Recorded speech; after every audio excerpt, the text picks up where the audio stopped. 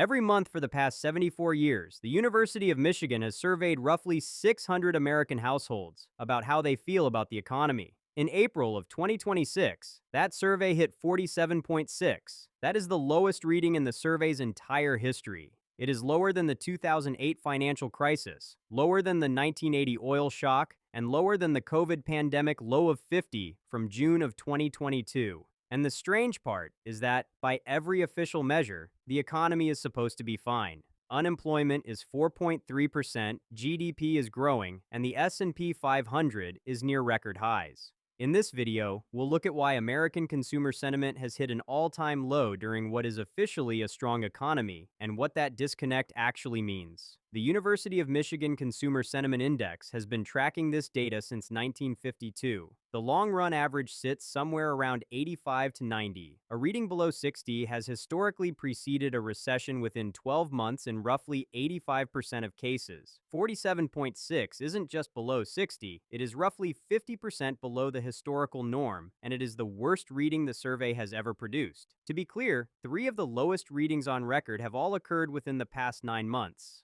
April of 2025 after the tariff announcements, November of 2025 during the longest government shutdown in U.S. history, and now April of 2026. The decline is also not partisan. According to survey director Joanne Shu, the drop was observed across all age groups, all income brackets, and all political affiliations. Now, on paper, none of this should be happening. The March 2026 unemployment rate was 4.3%, and the economy added 178,000 jobs. Headline inflation in February was running at 2.36% year over year, basically at the Federal Reserve's target. Corporate profits hit a record 13.9% of GDP in the fourth quarter of 2025. Retail sales are still positive month over month. This is the combination that almost never happens. Strong official data and the worst consumer sentiment ever recorded. So why are American households reading the economy so differently than the economists are? The answer is that the official numbers are increasingly measuring a different economy than the one most households actually live in. Let's start with unemployment. The headline U3 rate is 4.3%, but the broader U6 rate, which includes part-time workers who want full-time work, is 8% and rising. The hiring rate in February was 3.1%, which is the lowest level since April of 2020. The quits rate is 1.9%, the lowest since 2020, which means workers don't feel safe leaving their jobs. Long-term unemployment has increased by 322,000 people year over year.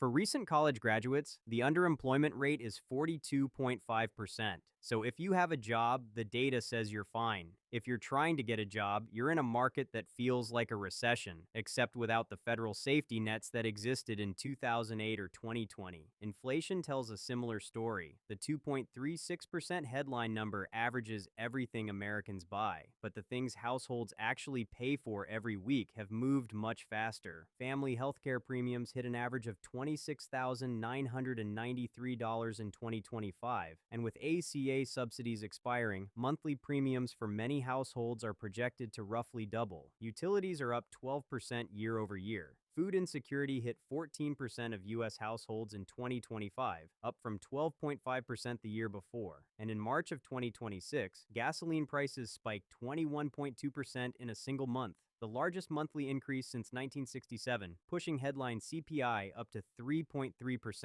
Real average hourly earnings dropped 0.6% in March alone. Keep in mind, this is on top of a cumulative 26% increase in the CPI over the past 6 years. Wages have risen, but they have not risen in the categories that dominate household budgets. GDP has the same problem. Total output is growing, but labor's share of national income fell to a record low of 54.4% at the end of 2025. The gains of the expansion have been captured by capital, not by workers. This is the structural gap.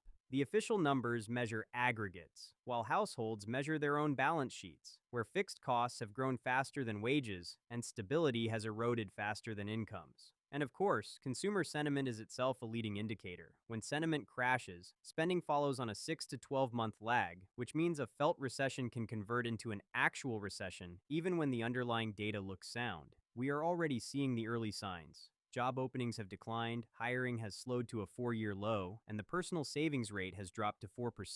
roughly half the 60-year average. Compare that to April of 2020, when participation costs evaporated overnight and the savings rate spiked to roughly 33%.